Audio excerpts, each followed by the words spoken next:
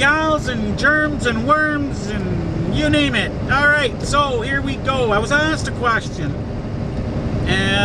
in regards to what's the better company to work for, the mom and pa operation or the corporate giant, if you will, meaning the Schneiders, the JBs, the US Expresses, the Swifts, the Celadons, you know, all the big giants, or the mom and pa's that have, you know, between 1 and 20 trucks, or you know, a small fleet.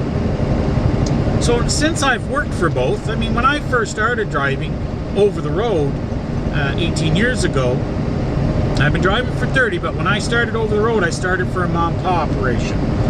And I've worked for them for a good number of years, and then I left. I worked for like Challenger Motor Freight, FLS out of Montreal. I've worked for Celadon before. I'm back at Celadon. So I've worked for a number of big companies. I also worked for Hawks Transport out of Alfred, another mom and pa operation. I also worked for an owner-operator for a short period that had only 3 trucks. So I've worked on both sides. So the question now is, which is better to work for? Okay, so I've said this before in past videos. I'm going to say it again. It all depends on you. What fits you. Doesn't matter whether the company is a big, huge corporate giant or whether it's mom and pa farmer hick with 2 trucks. Okay?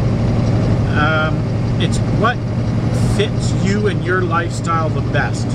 What works for you. How do you find out what works for you? Well, the only way to find out what works for you is to go out there and work.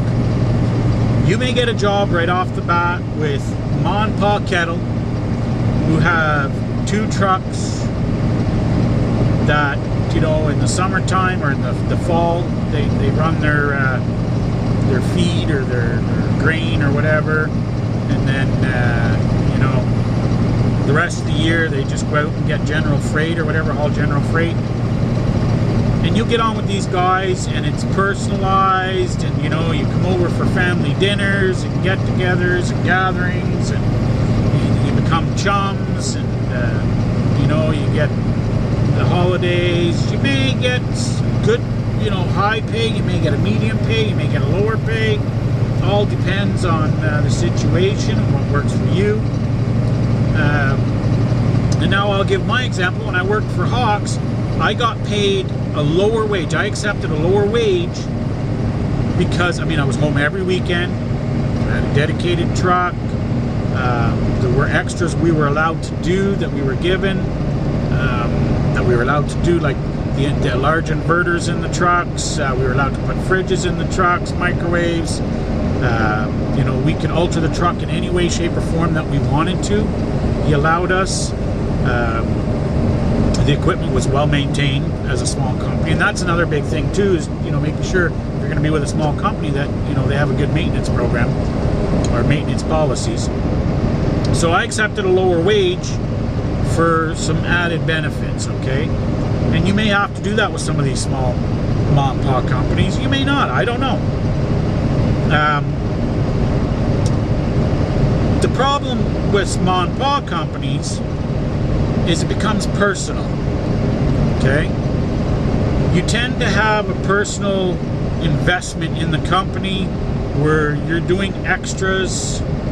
You know, you're because it's a small company, you're willing to do these extras to try to make things work, and you're doing extra runs, or you're doing a little extra work, not getting paid for, or you're, you know, taking extra time for maintaining the truck, working on the truck, etc., etc. Whatever it is, you're going to be doing extra, okay? Why? Because it's a personal experience. You're more like friends, if you will, or more like a family environment, and this can be good, okay? However, warning, okay? Mixing friendship and business is really not that good. I did it, okay? I have a friend who has a couple of trucks who's asked me or hinted to me a number of times to come work for him again. I worked for him in the past, and each time I've been leery, and luckily I've been leery long enough that he ended up, fixing his situation, got another driver, whatever, made up with the driver that he had. And see, the problem is it was a friendship, and working for friends is never really that good, because as a friend you expect a little bit different treatment. However, business is business is business, okay? And if you cannot separate business from friendship, it's just going to lead to a whole bunch of aggravation. So now that leads me to working for the big companies. There is no separation because there is no friendship. Yes, you may get along with your dispatcher or driver manager. Yes, you may get along with the people in the log department. Yes, you may get along with the people in safety. You may go out to lunch with them occasionally, or sit there and chat about the weekend, or get to know them on, be friends with them on Facebook. Get to know them over the years. But there is still a disconnect. I mean, they're a worker just like you. They're not the owner. They're not the people that make the decisions. You're not the person that makes the decisions. Your job is to drive the truck. You're given a truck, a company fleet truck, that is maintained by the company. There's no need for you to do anything, okay? You don't need to worry about anything. You don't need to worry about if that truck breaks down on the side of the highway, what you can do to try to get it going again. I mean, yes, if there's something you can do as a company driver to say, hey, listen, I only need to do this, and then we can get it to a shop. The big corporate companies are going to like that too. Some companies, however, will say, no, don't touch anything as a driver. They only want mechanics coming in and doing it, etc. But there's a disconnect, like you don't need to worry about it. There is no personal or emotional attachment to it, okay? It's just business. So when decisions are made, they're made as a business decision. There's no personal feelings affected here, okay? You either can do the job or you can't do the job. If they reprimand you, they're reprimanding you because you screwed up. Whereas if you're with a mom and pop organization and you screw up, whatever,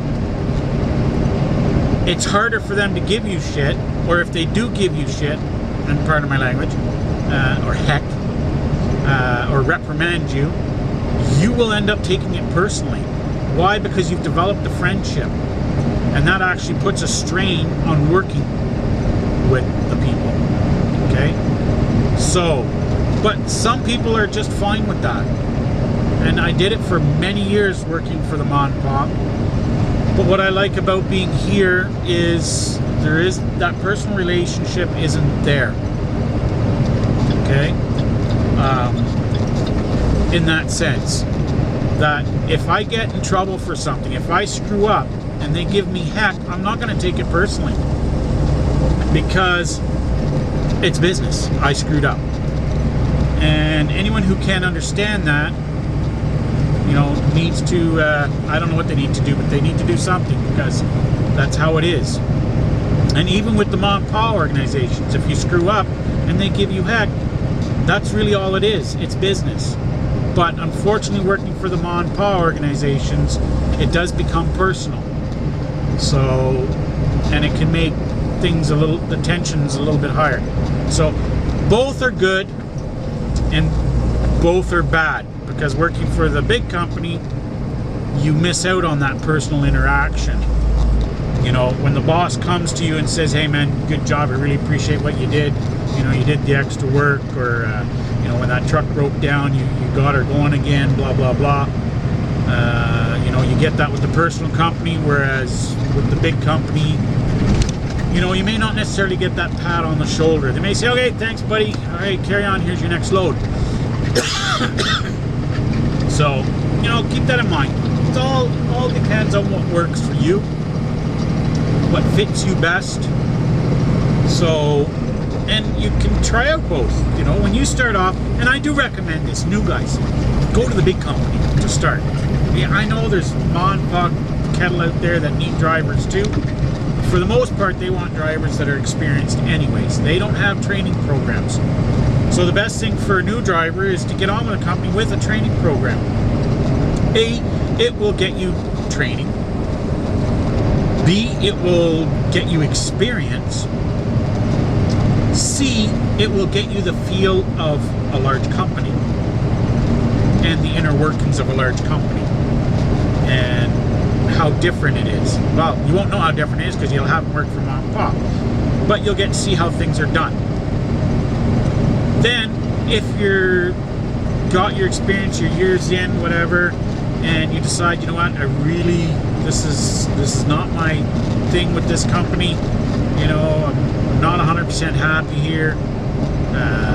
Whatever, and you look around and all of a sudden you get an offer from Mom and Pop Kettle with the 3-4 trucks or 20 trucks, whatever, and they're offering you a decent wage and say, come work for us, this is what we're doing, blah blah blah, and you say, hey, I'd like to give that a try. So you go give it a try. Now, I know jumping from company to company to company is not good for your record, but when you're first new, a lot of people understand when you have the first couple years experience, there may be a few jumps in there. You got to find out what works for you. It's okay, you go over to Mom and Pop Kettle and you try it out. Now you see how things are different. You know, how maintenance differs. You know, instead of going to a company terminal and a garage to get things fixed, you may be stopping at the truck stop to get things fixed. You may be, or they may have a little shop in their backyard that they fix their trucks themselves, but they may be a lot of temporary fixes, you know, weld and patch jobs type things. It's just there's a lot of differences between the two. So now you work for Mom and Pop Kettle, you're going to get to see these differences, and now you're going to be able to judge, say, hey, you know what, I really like this Mom and Pop Kettle thing. You know, this is what I want to. I like this much better than the company thing, the big company thing. Or you may say, you know what, wow, there's just so much more added responsibility working for Mom and Pop Kettle. And there really is, especially when it comes to maintenance, taking care of the truck, etc., etc., keeping it clean. You know, just there's all kinds of little added extras involved when working for the small company. And you may decide, you know what, really I don't want that hassle, I'd rather just let the company worry about it. And you may end up saying, okay, you know what, work for them for a year and it's just not working out because, you know, for whatever reason.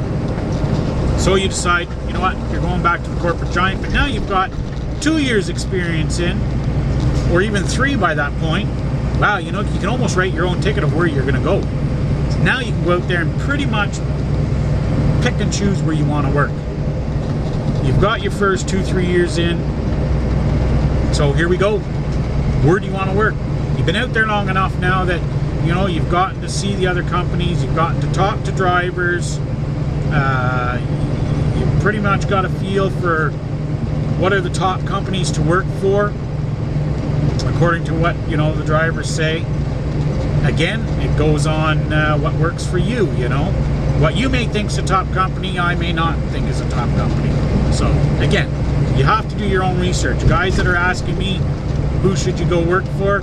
You know what? You shouldn't be asking me that question because who I think is good may not be good for you. So, and I've experienced that. I've mentioned companies, oh, that company's crap. Well, it wasn't crap for me, so whatever. So, yeah, so that's my take on, you know, corporate giant or Mom and Pop Kettle trucking. So you guys have to make the decision. I suggest going to work for the corporate giant or the larger company. You know, even 100 trucks is still a large company, but you know, someone that has a really good training program or somewhat half decent training program that'll take new drivers on to get you your first year. Then if you're unsatisfied with that experience, you know, try Mom and Pop Kettle out. Then you'll have a feel for both worlds and you'll be able to pick and choose as to, and don't just go up and quit and then go looking for a job. If you know you don't like it, start looking. Take a couple of months to look so that you're not rushed into it and you'll have a chance to do your research properly, okay? So that's my take on that. I hope it answers the question. I hope it helps some of you out in deciding whether you go work for the big guy or whether you work for the little guy. They're both good. They both have their positive points and they both have their negative points, okay? So, happy trucking, guys.